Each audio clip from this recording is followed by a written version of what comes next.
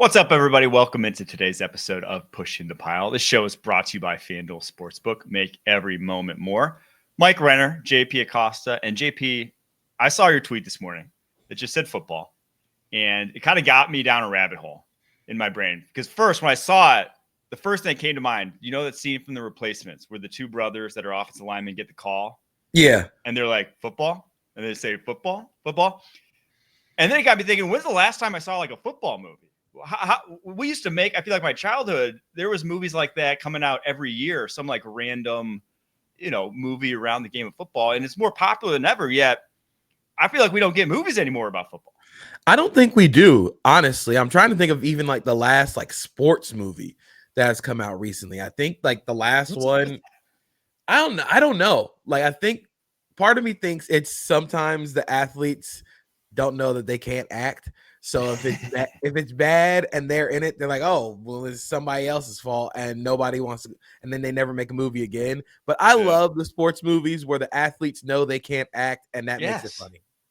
Dude, I mean, I miss those just like real shitty, just not Replacements is actually good, but movies that like basically are, fun sports movies. I feel like there's a niche market for that that's just being completely missed by PD at large right now. I'm disappointed. I feel like our kids are going to need to, we're going to need to change that before we have kids here, because they're going to need some movies to grow up on. We can't just have them watching, movies from the late 90s to watch a football movie. But we got football on tap this weekend. Thursday night football starts tonight, kickoff, Cowboys at Eagles. We're going to roll through the entire slate here. We got Thursday night, we got Friday night, we got Sunday, and then the Monday night. So let's get into it with this week one game. Before that, all season long, playoffs, up to the playoffs. Cash App is sponsoring our lock segment. We're going to be tracking those each episode. The winner will be presented by the Cash App Locks Trophy at the end of the season. We're competitive here at Pushing the Pile, so let the games begin. Last year, we had a surprise winner. Producer Harry came on late. We added him in mid-season, and he ended up having the best winning percentage of everyone. Congrats, Harry. He's going to be doing his picks again, and we're going to be giving ours throughout the show. And a little change this year. Last year, we just did 3 per episode. This year, we're doing as many as we want. So if you got like 10 that you love, we're going to do 10. If you only have 1 you like, we can do 1. I don't think we're going to allow 0, though. We can't allow skipping a week, but we're going to have to do however many you feel like, and that'll obviously help you at the end if you need to catch up. So let's get into it. Cowboys at Eagles. Eagles a crazy 8.5-point favorite in this one. Maybe not so crazy given how the Cowboys offseason went, but 47.5 points is your over-under there. If you're watching on YouTube, you can see how I feel about all the matchups here in these games. We're going to be putting those on, all of them, but a decidedly Eagles flavor here. Do the Cowboys have any chance in this one, JP? The chance for the Cowboys to win this is if Dak Prescott and CeeDee Lamb just catch a heater. I think the biggest way that the Eagles defense can be attacked, there are some new faces in the linebacker room. There's new faces in the secondary. There's going to be an outside corner starting opposite Quinion Mitchell that's going to be completely new, whether it be Adoree Jackson, whether it be Keely Ringo, whether it be Jacorian Bennett. There's going to be somebody that you can attack in that secondary. I wonder how Vic Fangio rolls his coverage based on where CeeDee Lamb is. Do you go 1 double 88 and risk like Quinion Mitchell versus George Pickens for the entire game? Mm-hmm. Is that something that they want to do when, there's so many new faces? I think the best way the Cowboys can win this is if Dak Prescott comes back and is just on fire, because I worry about the run game against this defense. I think the offensive line is going to be good, but the running backs cannot create. Outside of that, I think that you'll see maybe some pretty good runs, maybe some yards before contact. But once you get to the second level, the Eagles defense is like a sieve. They constrict offenses. So you worry about the Cowboys offense being so constricted to the point where it's like last year and Dak has to be perfect on every single throw. But that's their best chance of winning. So we'll see. Yeah, I think there's 2 matchups in this one that I'm very excited to watch. You hammered the first one. Those wide receivers, basically just like how that pairing works, right? we don't have a lot of 1A, 1B situations in the NFL like this. And it's always interesting to see the interplay between those two guys and how they're deployed when you have two guys as talented as Pickens and CeeDee Lamb. So that against, like you said, the secondary that has brand new starter at corner, whoever it may be. And then the Cowboys offensive line against the Eagles defensive line. So basically the matchups are when the Cowboys have the football, but this Cowboys offensive line, you go through, you have pretty much everyone but Terrence Steele is on their rookie contract still. Tyler Guyton, Cooper Beebe, Tyler Booker, all within their first 2 years of the NFL. That's just, I mean, last year, the results were, especially for Guyton, rough. Is he going to take a next step? And it's like, dude, this is a team that there's no let up. You know, there's not going to be one play where he can take it off being like, okay, the backup came in, I'm good. No, their backups are guys who rush the passer at a high level like Azeez Ojulari. So I'm very curious to see how this Cowboys offensive line takes another step forward with all the youth they have up front, because they unfortunately got one of the toughest tests in the NFL week 1. Yeah, I mean, I worry about Tyler Booker, who is a predominantly right guard, lining up against Jalen Carter, who predominantly lined up over the right guard in his first career game. That sounds just like we're going to go at that. We're going to go at that matchup for the entire game. It feels like the Eagles have so many spots on the Cowboys, both when they have the ball and when the Eagles are on defense, where they can just, it's sort of like in basketball when you know you found the guy that you can isolate and pick and rolls. Like it always happens to Rudy Gobert in the playoffs. The Cowboys have too many Rudy Goberts in this situation where the Eagles are just like, oh, we're going to pick and roll. We're just going to isolate him for the entire game. So that's what you worry about with the Cowboys. How do they mitigate and how do they minimize the impact that those Rudy Goberts can have on this game? Because I've been saying all offseason, they almost mismatched. This is a team at the skill positions built to throw, but it's an offensive line built to run. You know, like this is not, they trend more towards guys like Booker, guys like Smith, guys like Beebe, guys like Guyton, guys like Steele, even like pretty much all their offensive linemen trend more towards run blockers than high-end pass protectors. And yet they're sending out Javonte Williams and Miles Sanders in that back. Yeah.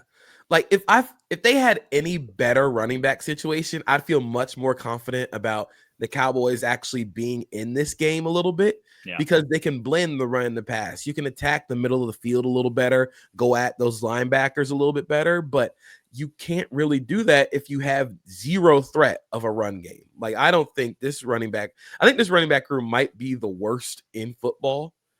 Like, when we think about there's nothing that Javonte Williams or Miles Sanders do for me in 2025 where I'm like, okay, this is something that we can actually put some belief in. So it's going to be tough sledding for them running the ball. And if they can't get anything effective on the ground, it makes them too one-dimensional to even win this game. Yeah, as far as picks go, I mean, I feel good about the Eagles winning. 8.5's a lot. I'd probably trend more towards them just because Micah Parsons was on this team a week ago. He's not now. You know, like, because that demoralization factor, the ring factor, a lot of factors kind of point towards the Eagles here. There's not a lot to get excited about if you're a Cowboys fan, unfortunately, heading into this matchup. So I'm also agreeing with you. I also think the Eagles are going to win, but I do think there's a little bit of an area where the Cowboys come out in the first half kind of fired up. They've seen all the, Micah Parsons is gone. This team is dead in the water. I think for maybe like the first quarter and a half, this team is going to come out swinging, but the Eagles just have too much talent, and they've shown that they can just like put teams in a headlock for the rest of the game and just pull away. So that's what I think is going to end up happening. All right, this Sunday, you can count on week 1 NFL on CBS doubleheader. The early slate features the Steelers with quarterback Aaron Rodgers taking on his former team, the Jets. Then a divisional rivalry is renewed when the Lions meet the Packers. It all begins at noon Eastern with the NFL Today, live from Lambeau Field. Kyle Long will be there. Count on Sundays with the NFL on CBS and Paramount+. All right, we got 50 more games to get to. Coming up right after this. Here we go. The 2025 CBS Sports NFL schedule is here. 18 glorious Sundays. He's got his receiver touchdown. Filled with rematches. Oh, the play of the year. And rivalries. Touchdown, Bengals. Plus, plenty of superstar showdowns. And an epic matchup between the Chiefs and Cowboys on Thanksgiving. Clear your Sundays beginning September 7th for the NFL on CBS and Paramount+. Friday night, Chiefs at Chargers. I say at, but it is in Sao Paulo, Brazil. This second straight year we've had this Brazil game, and it's on YouTube. So I think everyone can watch. It's actually one of the first like streaming games where it's like, oh, I don't need to buy a new thing. Cool. So I believe everyone can watch that. So Chiefs are 3-point favorites. Over under is 45.5 in this one. I don't know. This one I couldn't make heads or tails of too much. I just think it's going to be a very exciting game. And if the turf's like it was last year in Brazil, I have no interest in betting it because that was just a fluke show last year, that the Eagles-Packers game. If the turf is the way it was last year, there's going to be a muck fest. But I'm so excited to see the second year of Jesse Minter calling this defense, going up against Andy Reid again. And I feel like this game is going to be decided up front. If the Chiefs' offensive line can, one, keep Patrick Mahomes upright, but also if they can create some crevices in the run game. And I really worry a little bit because this Chargers defense is mean as hell up front. They are not going to give up a lot of successful plays. And I thought that the Chargers defense actually played the Chiefs really well in Jesse Minter's first year. They need more impact players, especially in the secondary. I think Tarheeb still maybe can get there, but he's a 5th round rookie from Maryland last year. So we're wondering if he can make that second year leap. But you're going up against probably the best receiver core Patrick Mahomes has had since Tyreek Hill got traded. So I wonder if the Chiefs come out swinging. Do they come out throwing the ball deep? Do they come out kind of aggressive in this game? Or does it look a lot like the side-to-side uber West Coasty Chiefs that we saw last year? God, I hope not. I mean, they just don't have the person like Xavier Worthy, Hollywood Brown. Obviously, Rashee Rice suspended here, so not going to be a factor for the first month and a half. But this should be, and if again the turf's like it was, that favors guys like Xavier Worthy and Hollywood Brown. They are going to be damn near impossible to cover if you have any slips, missteps whatsoever at the corner or safety position. So I expect big plays. Honestly, my favorite bet of any of these is probably the over 45.5. I know these are more defensive football teams, defensive focus, and you're probably going to see a good dose of the running game from the Chargers at minimum. But I think explosive plays are going to happen, again, if the turf is a little bit of an issue. So, yeah, I like that. But I just think the Chiefs are the more talented team. They're the more experienced team. They are ready for moments like this more. And if you tell me they're only having to give 3 points to the Chargers, I'm probably going to lean the Chiefs on this one. I'm also going to lean the Chiefs largely because if this game comes down to winning in the margins, I worry about a Chargers offensive line that's missing Rashawn Slater and having to slide everybody over. And now you're putting Trey Pipkins back in the starting lineup against a defense with Chris Jones where Spags is just going to find, again, we talked about the Rudy Gobert thing with the Cowboys. The Chargers offensive line has their Rudy Gobert, and the thing that Spags has done so well with Chris Jones is just line him up over the weakest offensive lineman. I mean, he'll line up out over the tackle, over guards, centers. I just worry about the Chargers offensive line becoming a pincushion in this game, and Justin Herbert doesn't have any time to get the ball downfield. Yeah, this game would be, I mean, the season for the Chargers would just be so much different if Rashawn Slater was walking through that door. But ultimately, well, them's the breaks, unfortunately, when you get drafted by the Chargers offensive line. I feel like they've not had a guy have like any semblance of a healthy career that they've drafted in like 30 years, maybe. This is a Chargers canon event. Yeah, it really is. Oh my gosh. All right. Giants at Commanders. We're on to Sunday, the 1 p.m. slate. Commanders 5.5-point favorites. 45.5 is the over under in that one. And some injury news. Andrew Thomas, so he had the Liz Frank last year, missed most of camp, but he did for the very first time throw on pads on Wednesday. Now, I think that's doubtful that he does play in this game, but hopefully going to be back soon. They desperately need him there along that offensive line. Without him, though, I think it's hard to see the Giants really coming out and, going point for point with the Commanders, but I think they can make it ugly. I think they could, as you said earlier, muck this one up if they're fully healthy here. For some reason, I just think the Giants are going to keep this game close. I think the Giants offense with Russell Wilson and the Commanders defense are like mirror images of each other, where the Commanders defense is so volatile. They're going to try and get negative plays, turnovers, sacks, but they're going to give up big plays as well. And what does Russell Wilson do at this stage of his career? He is incredibly volatile. He's going to throw the ball downfield. That is the one thing that he still has, is a strong arm to get the ball and create explosives. But, I just worry a little bit about this Commanders offensive line going up against the Giants defensive line that can really, really cause havoc. I think if there's any, like you said, if there's any path to a win for the Giants, it's to turn this one into a rock fight. If you can get your defensive line, if you can get them all going, I'm actually a big believer in the secondary, especially with Paulson Adebo coming back or coming to New York. And now you have a guy that you can actually you can leave in isolated situations. I think this game is going to end up being a lot closer than people think. I do lean Commanders a little bit just because they have Jaden Daniels, but this game is going to be really tight. I think so too. I like the Giants in this one. This is actually one of my locks, is the under in this one, 45.5. And it's because I've been, how we've been hyping up the Giants defense all off season, and because that Commanders interior offensive line does not match up well against Dexter Lawrence. Those are not strong interior offensive linemen, especially, Sam Cosmi is probably the only guy that I would think could block him, but obviously he's not going to be back for any time soon after tearing his ACL late last season. So you got an interior offensive line that's Andrew Wiley, Tyler Biadasz, Brandon Coleman. At this point, it's like he's going to do damage. And then if he's doing damage, you got Brian Burns, Abdul Carter in there cleaning up Jaden Daniels. That's a duo that can actually find Jaden Daniels in space. Not a lot of guys can. That's two guys where I'm like, they could actually create some sacks here, create some negative plays that stifle this Commanders offense. Of all the pass rushers in the league, those are probably the first two that I think of guys who can run with Jaden Daniels. It's going to be really fun seeing them try to chase him down. I think it's going to be really similar to that scene in Rocky where he's chasing the chicken.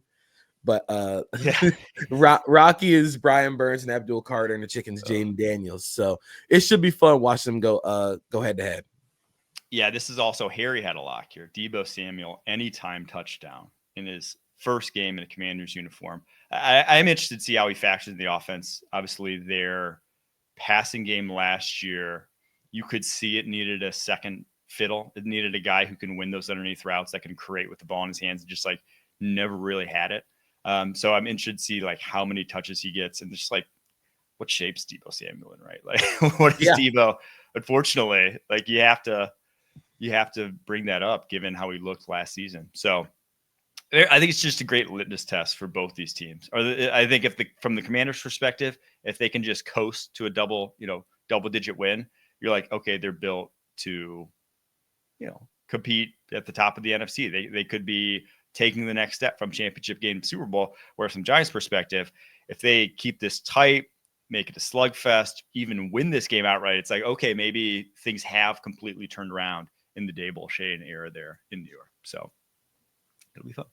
All right, next game, Carolina Panthers at Jacksonville Jaguars. Jags 3.5-point favorites, 46.5 points is the over-under.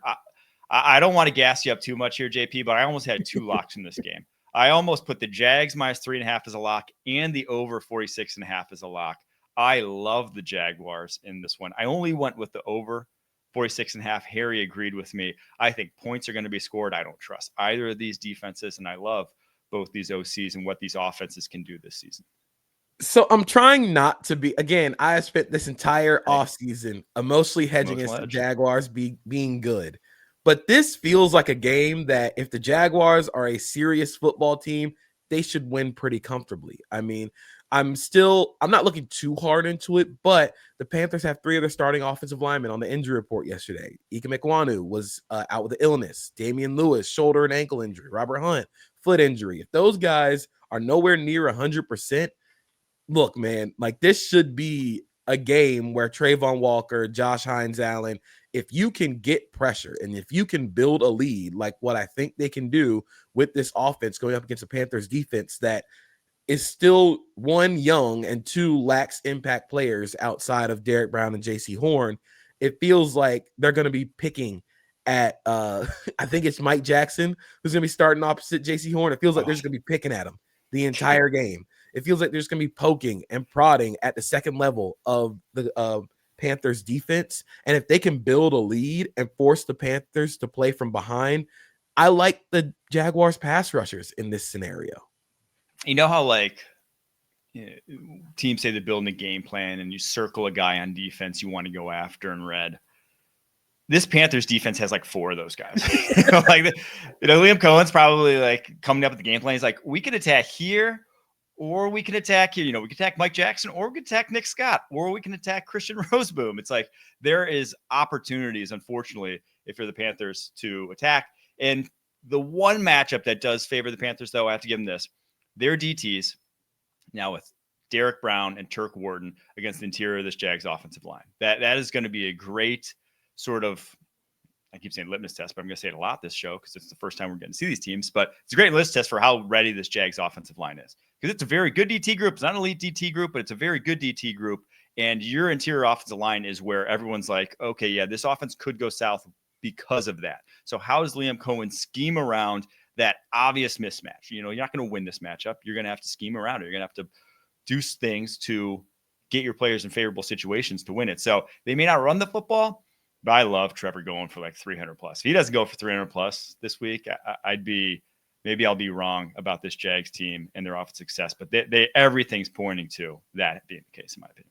I feel like this is going to be a big Travis Etienne as a receiver game. I think they've talked about him a lot as a receiver. They're going to get him involved in the screen game. And again, just keep poking and prodding at these linebackers at the second level. Try and isolate Etienne. I think Bishal Tutin is going to get some carry, some explosives against this second level of defense.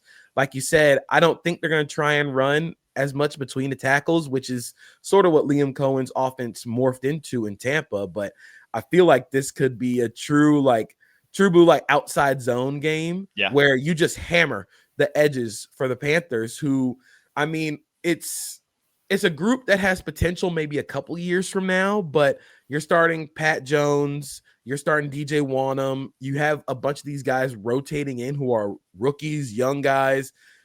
I don't have a lot of faith in their ability to get pressure, and 2, kind of set the edge. So this feels like a proof of concept game for the Jaguars, but also a proof of concept game for the Panthers. If they can keep this close, if they can show that this offense, if they can show that Bryce Young didn't just have a second half of the year blip, like this feels like a big proof of concept game for both sides. Yeah, I think for Jags offense to mitigate that interior offensive line, you're just going to see like pin and pull. You're going to see wide runs till the cows come home, especially since they listed 2 starters on the depth chart, but Travis Etienne is the first name listed on the depth chart, which I think was a surprise to many at the running back position. But it's because of just the dynamism he brings to the table. They're going to get used. I mean, if you saw, last year in Tampa, they still used the split backfield a lot, even though it was so clear that Bucky Irving was the top dog there by like mid-season. They still gave a lot of touches to everyone there in that backfield. So excited to see that. But I want to see T-Mac for the Panthers. I want to see that connection. I don't want to say all I care about, but it's like that to me determines the success or failure of this Panthers season. If he comes in and is a 1,300 plus yard receiver out the gate, you have reason to get hyped about the Panthers. If he comes in and it's like, it looks like Marvin Harrison Jr. and Kyler Murray did last year, it's like, dude, we could be get a little worried. We could be in purgatory. We could just be in a tough spot where we're banking on these young receivers, but don't know. I also thought this was funny. Hunter Renfrow cut. He's now listed as a starter on their depth chart. Cut like a week and a half ago. And now he's listed as a starter. So we'll see how that plays out in their top 3. Yeah. I also think I'm going to be tracking Travis Hunter snap counts. They had listed him as starting receiver, backup corner, which I'm still like a little like, I think he should play more defense than offense. But I wonder, like you said, if Tedero McMillan can get going, do they kind of go, hey, like, do they do the LeBron thing in the playoffs where like, all right, this guy's hot, go put LeBron on him or something? Do you try and just slow him down for a little bit? I am curious on, they said they're going to truly try and play him both ways. I think it's going to be more like 65-35, 70-30 offense. That is actually a option I never quite thought about, which is just use him game plan to game plan. Where it's like, hey, this team has great wide receivers. We need you on defense this week. Like, hey, like, I wouldn't say that about Panthers, but like, hey, this week our deficiency is we're not going to be able to play man coverage unless we got you. So like, hey, you're on defense now. Hey, next week their secondary is susceptible. We need some speed at wide receiver. You're back out there. That's an idea that I never quite thought about, but would be an interesting wrinkle if deployed that way. Like very situational. Like, yes. Again, if a receiver gets hot middle of the game, go play man on him. Yeah. Get him, turn the water off, and then come back to offense. Because I mean, it's crazy to say, but like, I don't think I have any worry about him doing something like that. Just based off of his tape at Colorado, I don't see any world where it's like, oh no, this is too much for him. It's too much on his plate. It's like the guy's plate's been stuffed. He's been like at a Golden Corral for 3 hours, and he's still eating. So no worries about that. But yeah, I love the Jags. You can't say it, but I know JP loves the Jags too in this one. All right, Steelers at Jets, the Rodgers revenge game. Steelers 2.5-point favorites on the road. 38.5 points is the over-under. Week 1, and we're already getting a sub 40 over-under. That tells you what America and Vegas thinks of these two respective offenses. The big storyline here, unfortunately, this vaunted Jets offensive line that I was so hyped to see already losing Elijah Vera Tucker, torn triceps, likely for the season. I mean, even if he does come back, it'll be like week 17, 18, but more likely than not, they're shutting him down. Sauce was on the injury report, expected to play. But I made this one of my locks, and I might feel crazy doing so in a few days, and I might look like a dumbass, but Jets 2.5. I love the Jets at home. I think it's a brand new era. I love Aaron Glenn as a head coach. I just like the transition from last year to Aaron Glenn. I think he is going to change the culture. I think this running game is built to at least move the rock on the Steelers defense, where that's maybe the one avenue that you have to moving the football on them. And I just don't trust this offensive line for the Pittsburgh Steelers against this Jets defensive line. Jermaine Johnson's back. I think a lot of people forgot about Jermaine Johnson. That guy is a dude when healthy. This Jets D-line has serious teeth still. And I don't trust Aaron Rodgers to stay upright. This feels like a game where, despite the record, despite the score at the end, nobody's going to win. Nobody's going to have fun during this game. Maybe I will, because I'm going to enjoy watching the trench battles between the Jets D-line, Steelers offensive line, and the Jets offensive line against Steelers defensive line. But like you said, I don't really trust the Arthur Smith, Aaron Rodgers connection. We haven't really seen it at all in the preseason. This offense kind of requires a lot of movement, a lot of stuff out of the backfield on bootlegs. Is Aaron Rodgers going to want to be the point and shoot guy? Because that's something that he hasn't wanted to do. He has wanted the full control of the offense at the line of scrimmage. Is he going to want to do that with Arthur Smith, who has shown that he doesn't want his quarterbacks doing that? And like you said, the Jets defensive line still very, very good. I mean, you get Jermaine Johnson back. Will McDonald had 10.5 sacks last year, and it was like the quietest 10.5 sacks I've ever seen. And then Quinnen Williams comes back. And I think this defense has so much speed everywhere. I think the biggest way, if you are the Steelers, you're going to try and attack them, is Brandon Stevens is starting at corner. Yep. That is the only way. Just get DK Metcalf on him somehow. Yeah, just go at Brandon Stevens the entire game. But again, if this is a game where the Jets get up early and they can just run the ball and turn up their pass rush on you, I don't see it boding well for the Steelers. Yeah, I think there's a good chance this game leads the NFL this week in total sacks. Yeah, I think there's a very good chance, actually, because of some of these matchups. I mean, you got Troy Fautanu making his second career start. He was first rounder, and I like him. But Will McDonald is a difficult edge rusher to make your second career start. Weird and unique pass rusher. Yes, and the word out of Jets camp was he looks a lot bigger this year in preseason, had a lot more strength to his game because he came out like 240 pounds. And he's just all arms, all bend. Just that's not the guy you want in your very first start. You want a more traditional rusher who's maybe just going to, throw a few moves at you. Will McDonald's going to throw the kitchen sink. That guy's got unique physical ability. And so you got that. And then you got Jermaine Johnson going up against Broderick Jones, who was a college left tackle, but has spent basically his entire career in Pittsburgh playing right tackle, so making his first real starts at left tackle. And then you got that young interior and guys like Zach Frazier and Mason McCormick going up against Quinn Williams. But on the flip side, you got Armand Membu trying to block TJ Watt. So don't even like that. But that one is one where, it's circled in every offensive meeting room. It's like, we are not having a pass play where Armand Membu is taking a vertical set with no help. There's just, that's not going to happen. We're just going to get his ass kicked. Double him. I don't think the Jets are going to throw the ball a lot in this game. That too. I don't think Justin Fields, I guess if there's I don't know what the over under for Justin Fields passing attempts is off the top of my head.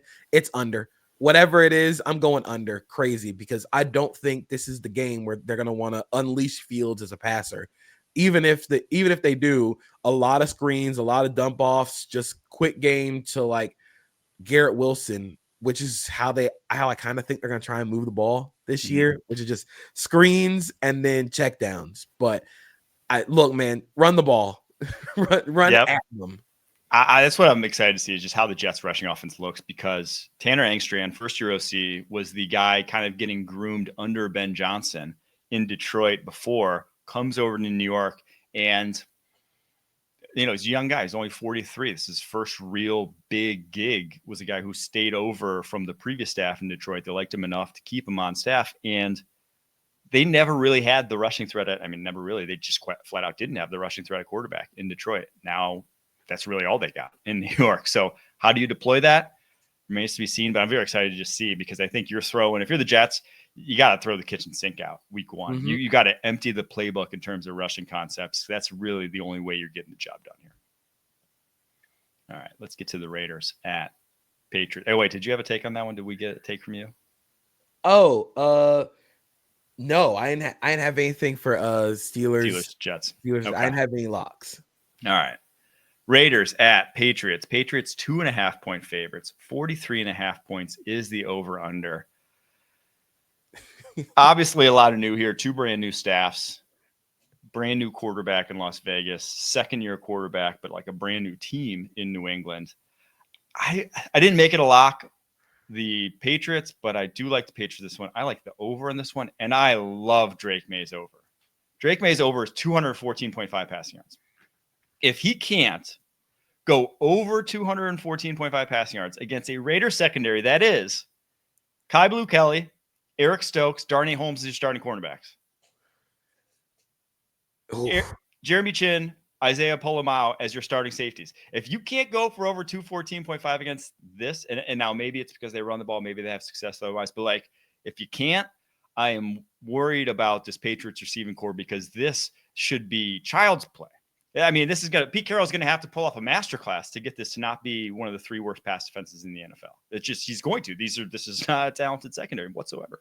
The only way that the Raiders defense can really beat this Patriots offense is if Max Crosby just goes insane, which is very real considering he lines up over the right tackle for a majority of his snaps. And that's not going to be Will Campbell, which should also be kind of a benefit to Will Campbell and the Patriots, but also Morgan Moses against Max Crosby. I know who I like in that scenario. Yes. So you just worry about just Max Crosby taking over the game. But I'm actually kind of curious on the other side of the ball, if this Raiders offense can make this game competitive, if they can keep it close, because I'm still wondering what this defense is going to look like in New England, if they have enough horses up front to really help Christian Gonzalez out in the secondary, just because last year they couldn't get anything once Barmore went down. Keon White is a fun player, very good player. I think he's more of a design stunter, looper, and spinner kind of player.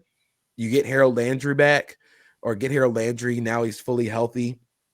But Geno Smith and this offense, if I were betting anything, I think I'd probably go with the over here, because I think a lot of points are going to be scored. Oh, I agree. I think over didn't make one of my locks, but I do like that bet. And I love this matchup for Ashton Genty. I still think that he will have avenues to run. You mentioned it with those DTs there. They are pass rush first DTs, and guys like Christian Barmore, Milton Williams. There should be lanes. If they're going to win this game, it's going to come with Ashton Genty going for 120 plus. I think that's their avenue. But the other guy I mentioned, see, because the Raiders, he's not the only starter from this rookie class. Dante Thornton, not Jack Besh, your second rounder. Yeah. Dante Thornton listed as a starter. Now, this may be purely from prototypical sort of role reasons, because Dante Thornton's a 4-3 guy, borderline 4-2 guy. I mean, he ran a 4-3 flat, not a fake 4-3. And when you watch it on tape, it's like, yeah, he's a 4-3 guy. So maybe just they need that in the offense at the X, need him on the outside, opening up things for the other guys. But I'm interested to see how much he's actually featured, because the other guys are slow. I mean, like, that was the worry when I saw the receiver, like Jacoby Myers, Jack Besh, they're not vertical guys. So interested to see if he pops one or two big plays against this Patriots secondary. It's a very good secondary. It's probably a top 5 secondary in the NFL. Maybe at least top 10, especially the cornerback position. Yeah, when Carlton Davis is healthy, I think this can be a top 10 secondary in the league. And with Thornton, the reason I'm so excited for him as a starter is, like you said, you create layers with this offense. Dante Thornton has that explosive capability that Geno Smith, who has never been shy to throw the ball downfield, I think there's going to be a lot of opportunities there, because you had Jacoby Myers, you have Brock Bowers sort of occupying like the middle of the field intermediate stuff. So in order to keep those layers, keep those gaps open for them, Thornton's going to have to he's going to have a lot of love of the game routes where he's running posts, he's running goes. Just his threat of speed will be able to keep the lanes in the middle of the field open. Hey, and at Tennessee, he is very much used to that. All right. That'll be a fun one. I'm very excited to watch that game just because of all the unknowns, just seeing where those teams end up. Get to the Arizona Cardinals, 6.5-point favorites, traveling to the New Orleans Saints. 42.5 points is the over-under. Really not much to talk about in this one, other than I just wanted the one matchup. Cardinals D-line, Saints O-line. That's really the matchup. And then Marvin Harrison Jr., Kyler Murray. What's that connection look like? Has he taken the step to, generational that people build him as? Because that's what it's going to take for the Cardinals team to get over the hump, in my opinion. Yeah, their defense should take a big step forward. I think they'll be a top 10 defense. You think they'll be a top 10 defense, but their offense can't be as Jekyll and Hyde as it was last season.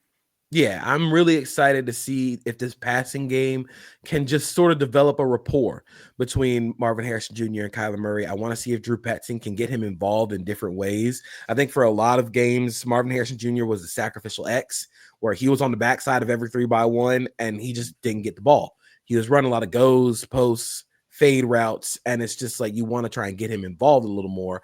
I wonder if they're going to use more motion with him, if they're going to line him up in the slot, just get him some design targets just to get him in the game.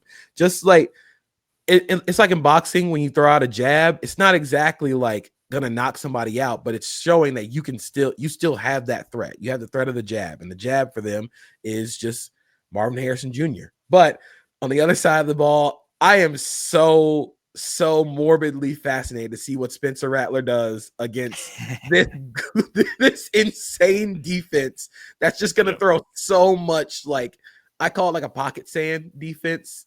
They're just going to throw so much shit at him, from all the 3 safety looks, from all the rotation, the spinning that they do. I almost made the Cardinals -6.5 one of my locks, because I just think that this might be a phantom zone Spencer Rattler game where he doesn't know where to go with the ball, because this defense, like I said, is going to be really, really damn good. Yeah, I mean, they did a lot of that last year, and now they actually have talent. Like they were a very, very defensive. Now they have talent. Now they can actually like throw in some man coverage too.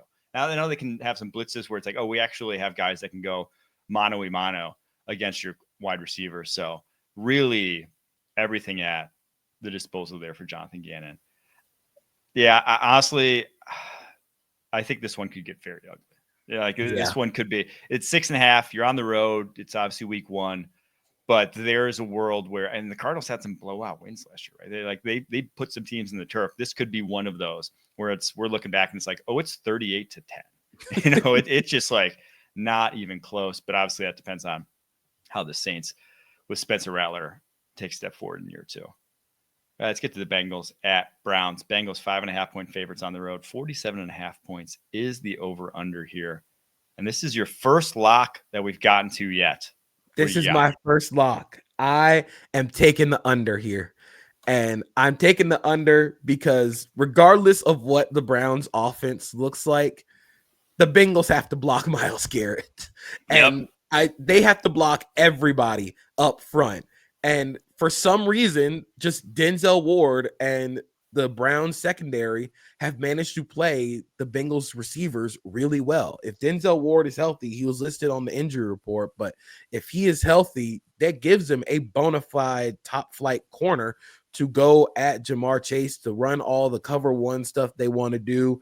And again, you got to block, you got to find somebody, you got to block somebody at some point if you're Cincinnati. And I just don't think it's going to be Myles Garrett and this defensive line.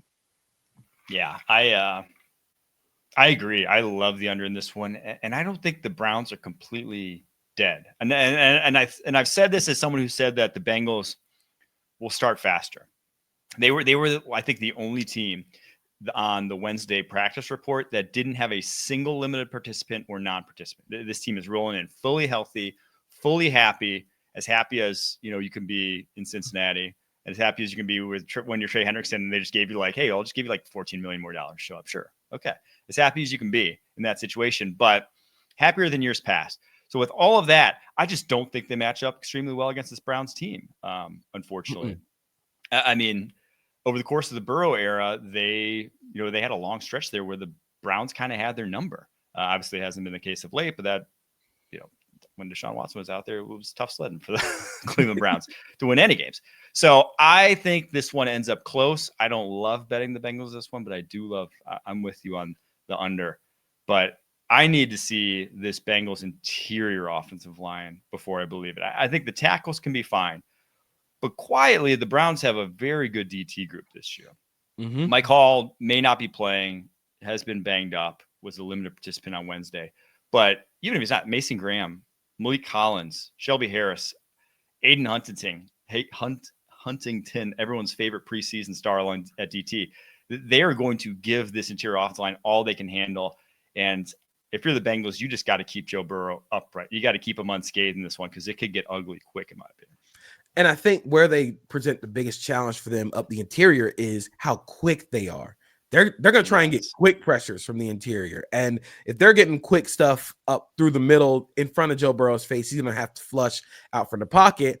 And again, you run into the best defensive player in football if you flush outside the pocket. So I have a feeling that this game just really gets ugly for a lot of reasons. I think the funniest outcome of this game is if Joe Flacco just turns back the clock against this defense, and we get a whole just a full year of this defense is going to be bad again. But I do think the under is the play here. Last thing I want to say about this game, then we can move on. I want to see what Harold Fannin does in this offense. I am so just curious. He was, just to rehash, so he was their third round pick out of Bowling Green. He led college football in receiving yards last year. The first time in recorded history, modern college football history, that's happened, that a tight end led all of college football. He broke the college receiving record at tight end by 300 yards. And he's a weird player. If you watched him at all, he runs like knock-kneed. He does not. It's a weird all-around game. But to me, there was a reason why Bowling Green decided to run their entire offense through this guy. And Kevin Stefanski is a 2 tight end, a 12 personnel guy. So he will get a ton of play. And it's not like they have receivers that are going to keep this guy off the football field. So how he deploys him, I'm very interested in, because I kept saying all draft season, I'm like, someone's going to use him as a big slot at the next level, be that guy to kind of take back numbers where it's like, do I treat him as a wide receiver? Do I treat him as a tight end? Because in space, he's a great blocker. He obviously doesn't have the size to be a mano-a-mano versus DN sort of guy. But if you're like, hey, go find a linebacker to crack block, he does that so well, in my opinion. So how they deploy him is something I will be on the lookout for in this one. Yeah, it should be a lot of screen game, a lot of yards after the catch. That was something that he was really good at Bowling Green. And from all the practice reports coming out of Cleveland, it's been a lot of screens, a lot of design touches, a lot of short to intermediate targets for him. And I think, again, that's just going to really help him get the flow within the offense and just give them another explosive option with the ball in his hands. Yes. All right. We're going to take a quick break. After that, we got a lot more games to get to coming up right after this. You can't count on Derek's tong skills. Oh, Tony, I think it hit the ground. But you can always count on Sundays with the NFL on CBS and Paramount Plus. All right, Dolphins at Colts. Colts 1.5 point favorites. 46.5 points is the over/under. Producer Harry coming in from the top rope, putting his flag down, saying Dolphins plus 1.5, one of his locks. No bias there whatsoever from Dolphins fan Harry. But Dolphins injury report looked rough on Wednesday. Darren Waller, their new tight end, didn't practice. Jalen Wright, backup running back, didn't practice. Devon Achane, Tyreek Hill, and Austin Jackson, the right tackle, all limited in practice, whereas the Colts pretty healthy rolling into week 1. Man, these are two teams I just don't know. This year, we've been like, they could end up with a number 1 overall pick. They could win 10 games. It's like there's a big range for these teams. So I have no take on this one week 1. If I could, I'd just put one big question mark beside this game, because like you said, I don't really know what these teams are going to look like. Up front, the Dolphins are kind of revamping their defensive line, and that goes same with the Colts offensive line, who lost Ryan Kelly, Will Fries. They have 2 new starters up front. And if I'm trying to find mismatches, the biggest mismatch is the Dolphins receivers when healthy against this Colts secondary. The biggest issue is that one of the other big mismatches is the Colts defensive line against the Dolphins offensive line. So it just like everything about this game cancels each other out. And I do think Miami wins this game, but I do think it's going to be uncomfortable for both sides for most of this game. Yeah, I'm actually with you. I think the Dolphins, I like them because, one, Tyreek Hill, Jalen Waddle on turf. You know, it's a road game, but turf guarding those guys is a different animal. You just good luck trying to stick with them. And 2, the corners they're going up against, Charvarius Ward, Xavier Howard, who somehow won the starting job there, which I don't think anyone predicted at any point this offseason.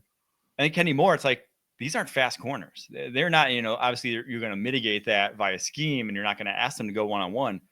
But it still kind of does matter when you have very, slower trending corners against elite speed wide receivers. I think that Dolphins are at least built to put up some points on this Colts defense. And I'm not sure I can, with Daniel Jones, your quarterback, and I can like some matchups for this receiving core for the Colts. And I'm going to like every matchup for every receiving core against this Dolphins secondary. But Daniel Jones is doing quarterback. It's like there could be matchups to exploit, and he may not exploit them.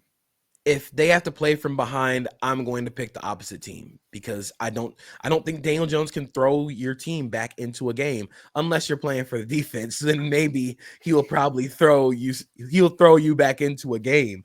But yeah, I have so many questions about both sides of the ball for both teams. I think if the Colts defense can force Tua into his second reaction throws where they kind of throw the timing off, which is why I think, Lou Anarumo is going to have to throw the entire kitchen sink at this Dolphins offense. We talked about it a little bit with the Jets offense. I think the Colts defense has got to, I'm not saying like empty the playbook week 1, but you got to throw every single rotation, coverage look, throw it at the Dolphins to try and force this offense to play slower.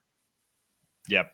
I mean, and I will say, I kind of bash the Colts corners. I love their safeties. I think Cam Bynum, Nick Cross, if you're building safeties to play for Lou Anarumo, you couldn't do too much better than those guys. I think they're going to thrive in that defense. So if the Colts are to win, they're going to have to find one of those hole shots where he's just like, I'm going to throw this before anyone knows it's coming. And they're going to have to see that coming and pick it off. That's going to be how the Colts win this game, in my opinion. But like I said, we're throwing our hands up. No locks on this one besides Harry, who, again, may have a little vested interest. All right, Tampa Bay Bucks, -1.5, traveling to the Atlanta Falcons. 47.5 points is the over-under. 2 awesome games they played last year, and I don't think that's changing. I like the over in this one. I think points will be scored, and I don't know which side, but I know you have a lock on a player prop here. Yeah, I have Bijan Robinson over 21.5 receiving yards. I think that this Bucks defense is going to throw a lot of post-snap, pre-snap coverages at Michael Penix Jr., who is making his first start against this team. And with a pass rush that has more teeth than it did last year for Tampa with Hassan Reddick coming in, with Yaya Diaby getting another year, who I think is going to have a really good 2025, Kalijah Cansey being healthy, and then just a secondary that I think is a bit more complete than last year. Jacob Parrish taking over the slot. You move Tyke Smith back to safety. Hopefully you can get Jamel Dean like healthy and like playing confident again, which is a really big issue last year. But I think there are going to be a lot of checkdowns, a lot of screen game early, get Bijan Robinson involved. For some reason, I kind of like Atlanta in this game. I don't know. I like what Atlanta can do, and maybe I just have that vision of Kirk Cousins throwing for 500 passing yards against this team last year in one of the weirdest games of the year in hindsight. But I think if they can attack the outside edges of this defense, if they can attack Jamel Dean, if they can go after Zion McCollum, if you can get Michael Penix Jr. time in the pocket, there are some matchups out there that I think they can win. So if this game turns into a shootout, I, of course, going to be worried about Caleb McGarry missing on the backside against a young quarterback. I'm a little more worried there than I am with Wirfs missing time for the Bucs, because I just don't know what this Falcons pass rush is going to look like. But like you said, the over is the play here. Yeah, I like the over because to me, some quarterbacks play low-scoring football. Justin Fields is a quarterback who plays low-scoring football games. Michael Penix plays high-scoring football games. He doesn't take sacks, but he throws picks. He doesn't, he attacks down the football field. He plays that he's either going to score points for himself or sometimes for the opposing team. But that is exciting. And against a team like Tampa Bay Bucs, I think, yes, Kirk had great games against them. Watching them back in the All-22 in that one, and I don't want to toot his horn too much, but I think Zach Robinson also had Todd Bowles' number in those games. You saw numerous times where he was playing off of his sequencing of play calls, playing off of previous play calls to exploit them later on in the game, and then Bowles never adjusted. I think if that comes back and as high as I am on the Bucs, and I still believe they're going to get the 1 seed, I do like the Falcons in this one and the over. I just think it's going to be a very fun game. There's so many good matchups. And the last thing to note, injuries also favor the Falcons in this one because Chris Godwin, Hassan Reddick, Vita Vea, on top of Tristan Wirfs, didn't practice. You're going to want Vita Vea walking through that door. If Vita Vea is not playing, then man, you worry about just getting outside zone to hell with this Falcons offense. But again, like you said, Zach Robinson has seemed to have, even the second time they played the Bucs, it seems like Zach Robinson kind of had Todd Bowles' number, not only in just the sequencing, but of knowing which defensive lineman was dropping and which linebacker was blitzing. So if he can get to that, I think Michael Penix Jr. showed the ability of, if he diagnoses what the coverage is, he's going to find the opening. So if this pass rush can't win without the simulated pressures, without the blitzes, I don't know. This looks like a real, this is the Sunday ticket game of the week. All right, let's get to 4 p.m. Tennessee Titans traveling to Denver to face the Broncos. Broncos 7.5 point favorites. 42.5 points is the over-under. If you're looking at your screen there, your eyes don't need to adjust. We give every single tick mark to the Broncos in this one in terms of matchups. Yeah, this is one of my, for so many reasons, I love the Broncos in this one. One, because I'm super high on the Broncos this year. Two, because going to Denver early on the season is a very big home field advantage for the Denver Broncos, and the altitude has proven out over time to be so. And three, it's a rookie making his very first start against this Vance Joseph defense that only added more teeth to it. We saw last year, Jaden Daniels, one of the best rookie seasons of all time. Week 1 wasn't ready. Week 1 looked frazzled, didn't go over 193.5 passing yards, which is Cam Ward's number in this one. Caleb Williams didn't go over it either. Bo Nix looked rattled week 1. Rookie quarterbacks, it takes a few times, and especially when you're playing this Broncos defense. So one of my favorites, him under, is one of my locks. Broncos 7.5 is one of my locks. I just think the Broncos roll in this one. I'd even lean under too, because I don't think the Titans are scoring or moving the ball too much. The best way to ease a young quarterback in the first game of his career is to have the others on the team, the supporting cast, step up and make huge plays. The problem is I don't think there's anybody on this team, this Titans offense, outside of Calvin Ridley that's going to be able to do that.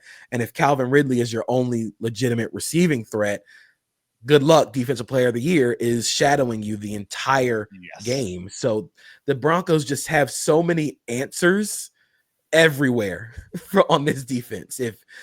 If you want to say like, oh, the Titans should just kind of mash and run the ball, I don't think they'll be able to do that because the Broncos defense is nasty up front. DJ Jones is one of my favorite role players in the league, just an instant floor raiser in the run game. John Franklin Myers, a monster when it comes to allowing them to be positionless, allow them to be versatile. And if you want to turn this into a drop back passing game, good luck, because Dan Moore Jr. also didn't participate in practice, also with an ankle injury. That is not, you don't want to have an ankle injury going up against Nic Bonitto. If you can't move against that pass rush, you're not going to win. And I also like the under here because I think the Broncos are just going to kind of lean on the Titans, especially as they just can't score. So I like the Broncos rolling in this one. Last interesting thing to note, I thought it was interesting that every single rookie for the Broncos, when they released their final depth chart before week 1, all backups. So Jahdae Barron, not even going to be starting over Jaquan McMillan, RJ Harvey, backup at running back, and then Pat Bryant, not listed amongst the 3 deep at wide receiver. So interesting to see. I feel like that might just be a classic rookie. Hey, you're not coming in week 1, but those guys going to play a role down the stretch. So interesting to see how Sean Payton deals with that. All right, next game. 49ers, 2.5-point favorites traveling to Seattle to face the Seahawks. 43.5 points is the over-under in this one. Another game where, divisional matchup, I think in mid-season, if one team was playing great, the other team was playing like ass, I wouldn't feel comfortable betting a game like this. It just feels like these two teams, you can't make heads or tails of who's going to win. They're almost too familiar with each other. So I'm more just interested to see if the 49ers look back with Christian McCaffrey. Like if he looks back healthy, back to the guy that's a true number 1, true top 5 back in the league. Because when he came back last year, post calf, before LCL, he was not that guy whatsoever. So is he back to that, or have injuries really kind of robbed him, and the calf really robbed him of the juice that made him special? I'm really curious, and I hate to say this, a proof of concept game week 1, but it feels like a proof of concept game for the Seahawks offense against the Niners defense.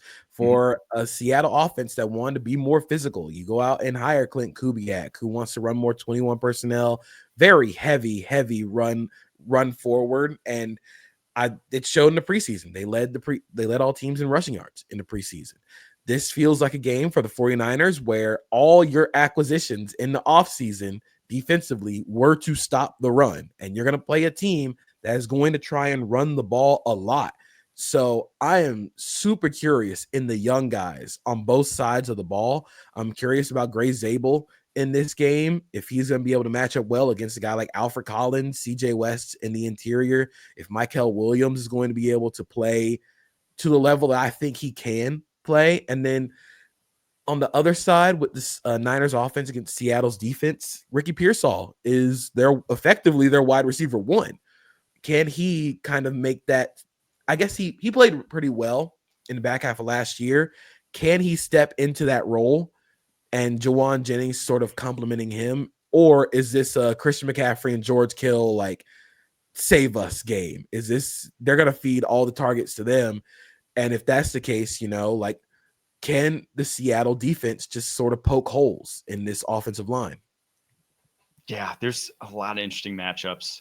I think another one is Nick Bosa against this tackle duo, because Charles Cross, that's objectively not the type of defensive end he wins against. Power ends have given him trouble. And now last year he had that 14 pressure game. It mainly came against backups, but I still do think Nick Bosa, if you'll allow him to, could take over. But I think I'm with you that the Seahawks just don't even – they will not allow any pass rush to exist, because they're not even going to put themselves in pass drop back passing situations. That's what I'm trying to say. I mean, think about week 1, 2 of Kubiak last year in New Orleans.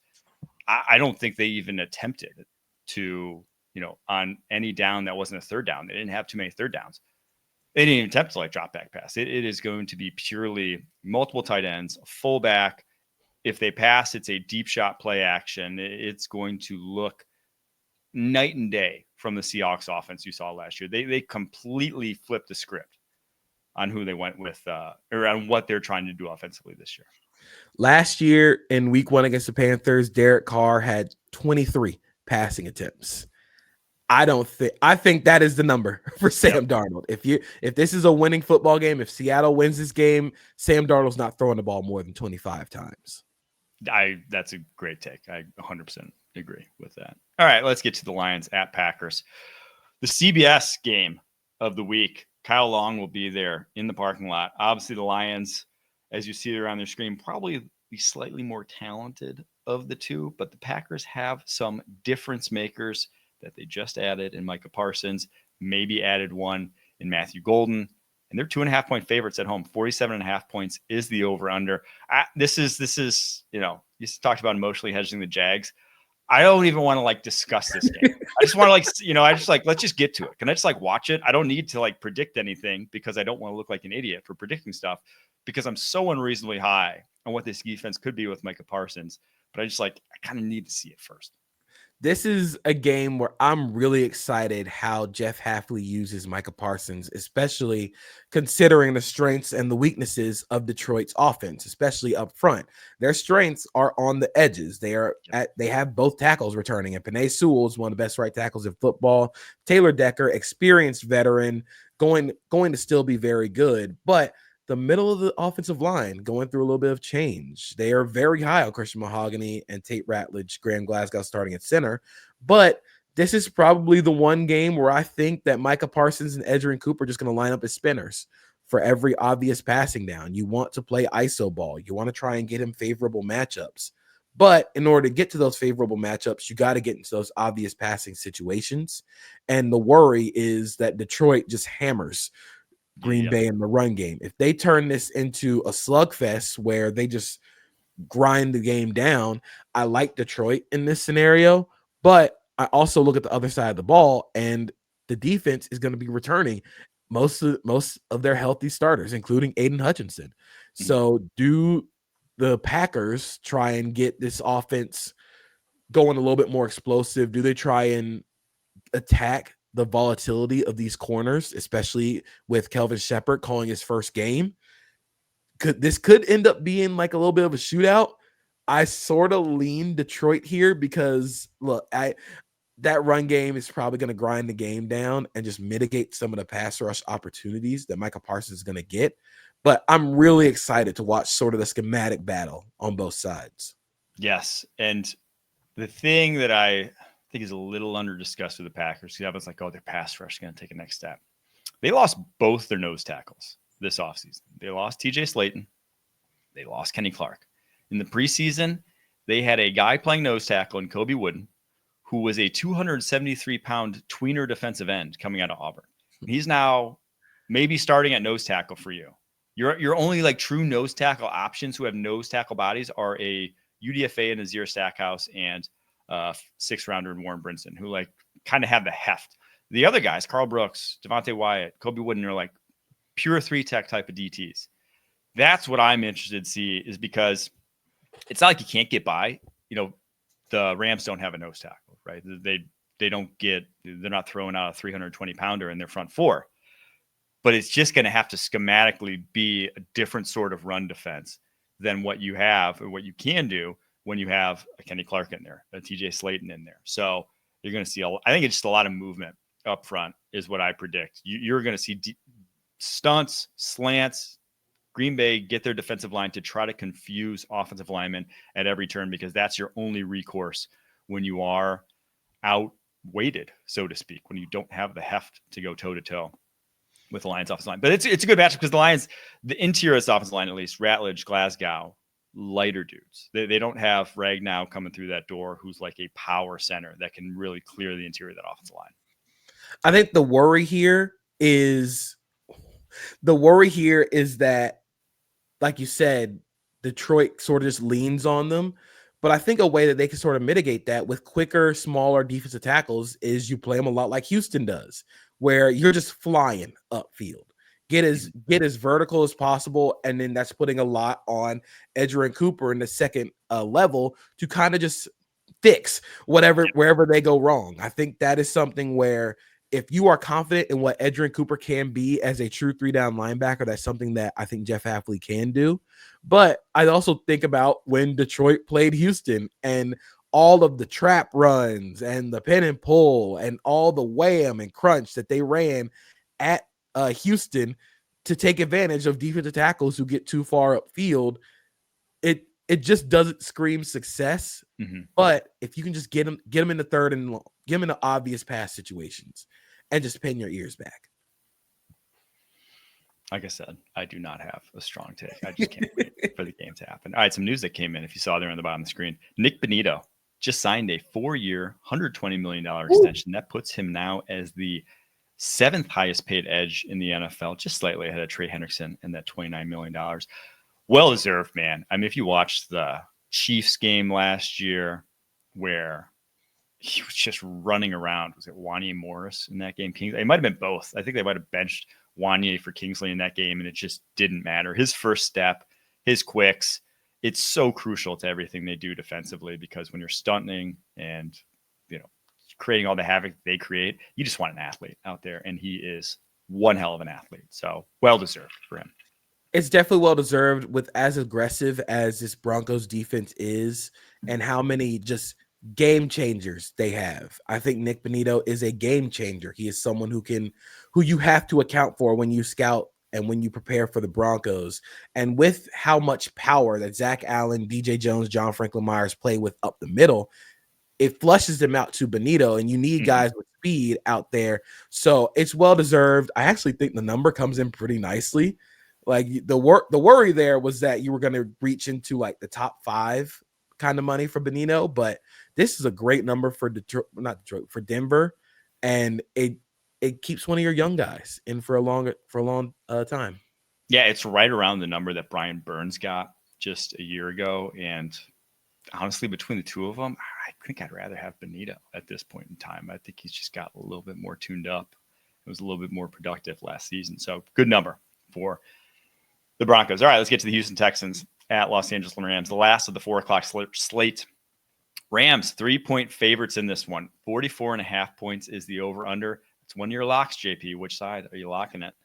My lock is Houston +3, and for me, this is a very like all 22 film grinders nirvana. Honestly, like Sean McVay versus D'Amico Ryans, you get the Rams, you get Matthew Stafford, Puka Nacua, Devontae Adams against Kamari Lassiter, Derek Stingley Jr. You get this defensive line going up against the Rams offensive line.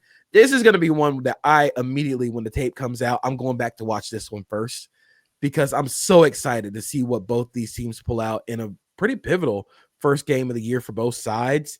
I am worried about Matthew Stafford in this game specifically, because again, like I've always said, this Texans defense, if they smell a weakness, they are going to hammer you. And if Matthew Stafford can't move against this defense, they are going to hammer them consistently. But the reason I picked Houston +3 is, despite all the questions I have about Houston's offense and just sort of the others they have, the Rams secondary currently has Akello Witherspoon or Kobe Durant starting alongside Darius Williams, Quentin Lake, and Cam Curl at safety.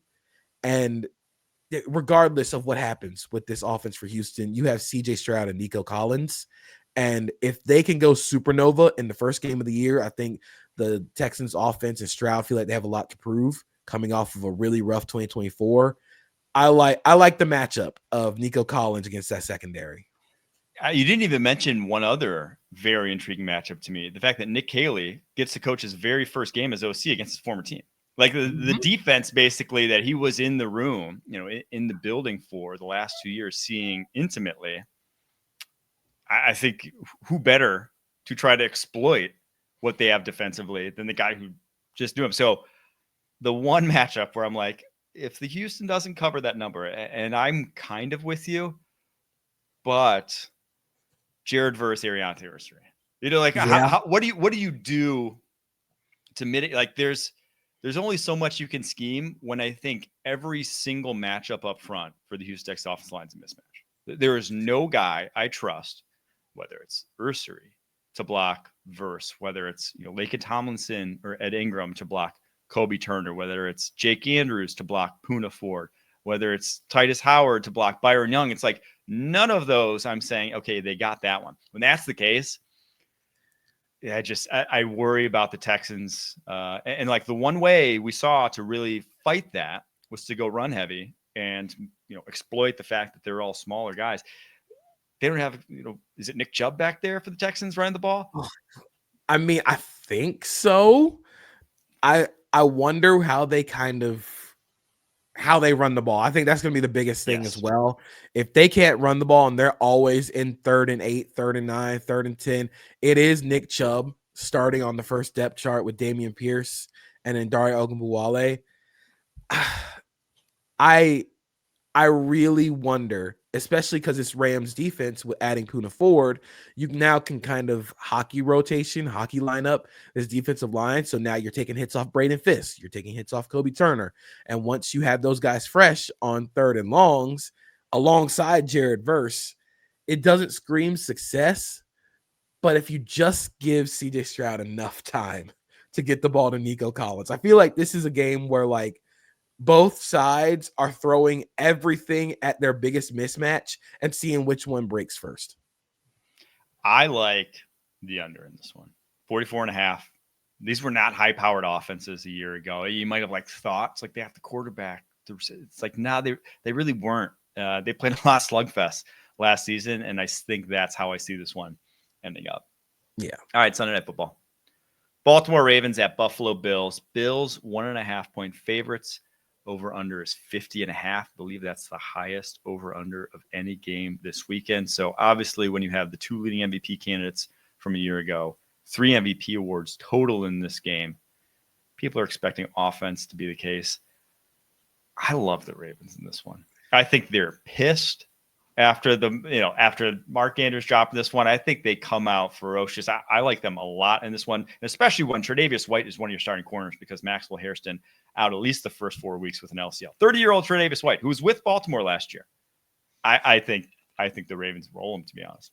Tre'Davious White also did not participate in practice yesterday because of a groin injury. Who are we down to then? Who are we down to on this depth chart? Man, if he was your last resort and we're going to the resort after that, not only that, like a Super 8.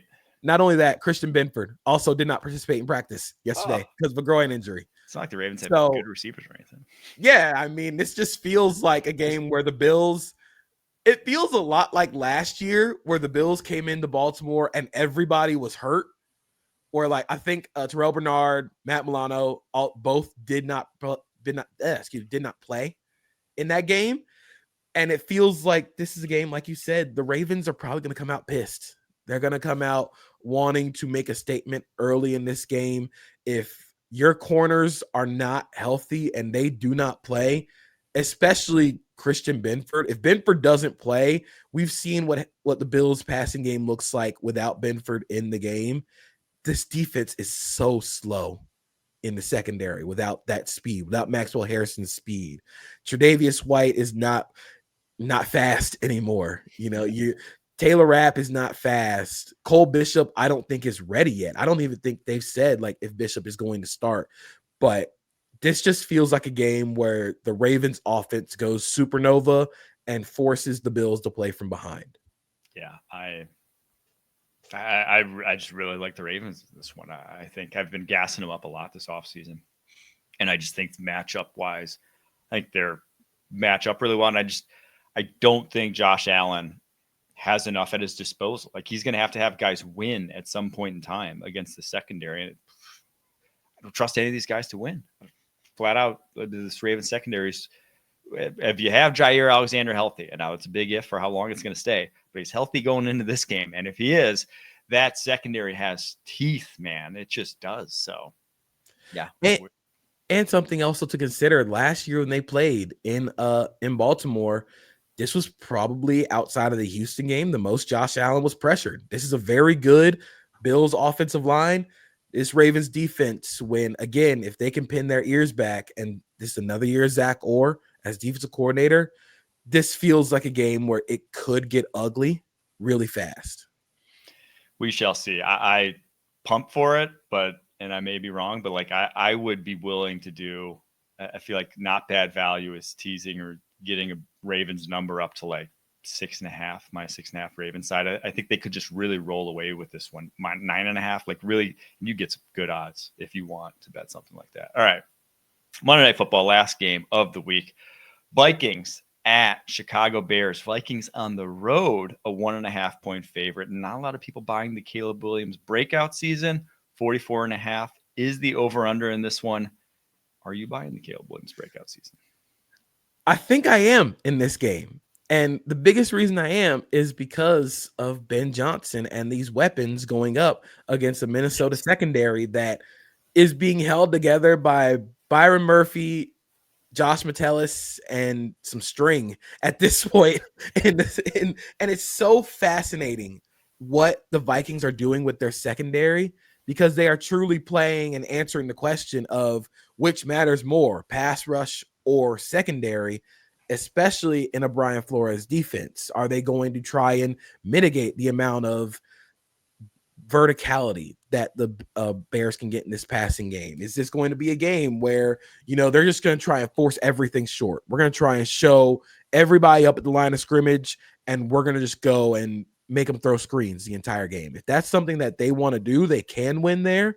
But the big issue is if the Bears think they can wad up that protection, and if they think there's 5 offensively on the front line can block all those pressure looks, they're just going to hammer them downfield. So that's my big worry for this game. And a big worry for Minnesota is that they fall behind because of the passing game, and then JJ McCarthy has to go dig them out of the hole. See, I'm on the flip side. I'm on the opposite side of this one. I like the Vikings a good amount, just because I think Brian Flores, you are going to get his A game, A+ game. He's into the OCDCs. Everyone's intimately familiar with themselves, right? They've been in the division. Everyone knows each other. But like Caleb Williams, still, I'm not sure I trust him week 1 of his second season to consistently diagnose where the blitzes are coming from. Brian Flores, to consistently get the ball out of his hands when it needs to, because the pressure is going to get home. They are going to get to this defensive line and this front 7. I mean, just the whole front 7, because they blitz Ivan Pace. Andrew Van Ginkel's like kind of a D lineman, kind of an off-ball linebacker. They're going to get after Caleb Williams, and I just think it could end up like 7-8 sacks on Caleb Williams at the end of the day. Whereas the Vikings, I think, at least have a way to protect JJ McCarthy. I don't think the Bears are going to move the ball on the ground. They don't have a great running back room. Offensive line's better, but this Vikings defensive line is going to eat up in the running game. They did last year, and they only got better. So I think the Vikings at least have a recourse, which is we're going to run the football a little. We are going to move the ball via that stretch game with this much improved offensive line and Aaron Jones. So I think that's why I lean Vikings. And I also like the under. I think it's just going to be. Yeah. I think this is going to be a game where the under is in play. I had definitely heard you saying, especially with the Bears offense, Braxton Jones going to be starting at left tackle. You just worry about this game turning into a pincushion for Brian Flores. They're just going to poke holes in the left tackle spot. Mm-hmm. And if you can force Caleb Williams into just holding on to the ball for a little bit longer, does he get frazzled like he did last year? And I think this is where, I hate to say it so early, but this is sort of the Ben Johnson proof of concept game. Yep. Where can you minimize the amount of thinking that Caleb Williams has to do post snap?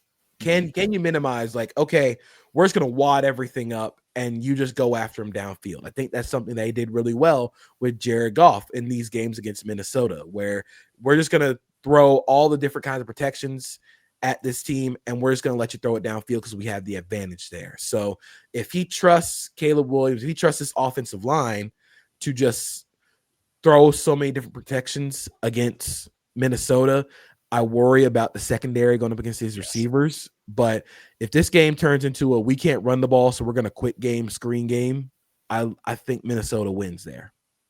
All right, dude, hats off to the NFL.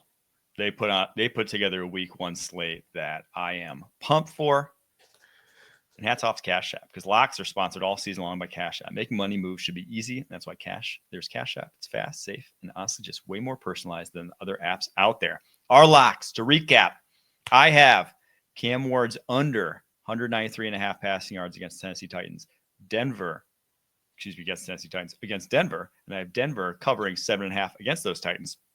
I have the Giants Commanders going under 45.5. I have Panthers Jags going over 46.5. I have the Jets covering 2.5 against the Steelers at home. And then Drake May going over 214.5 passing yards.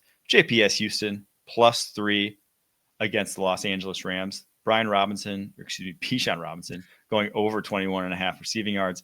And then the Bengals-Browns game going under 47.5. Harry has the Dolphins +1.5 against the Colts. Deebo Samuel anytime touchdown, and he agreed with me on the Panthers-Jags going over 46.5. Those were your locks, sponsored by Cash App. As you heard me say at the top of the show, the new Cash App users can use our code to get free money. Use our code PUSHING. Send $5 to a friend within 14 days, and you'll get $10 right in your account. Thank you, Cash App. Can't wait. Football's back, and we're happy to be here. Thanks so much for tuning in. We will be back Sunday night after Sunday Night Football goes final. We're going live on YouTube. Check it out. Until then, keep pushing.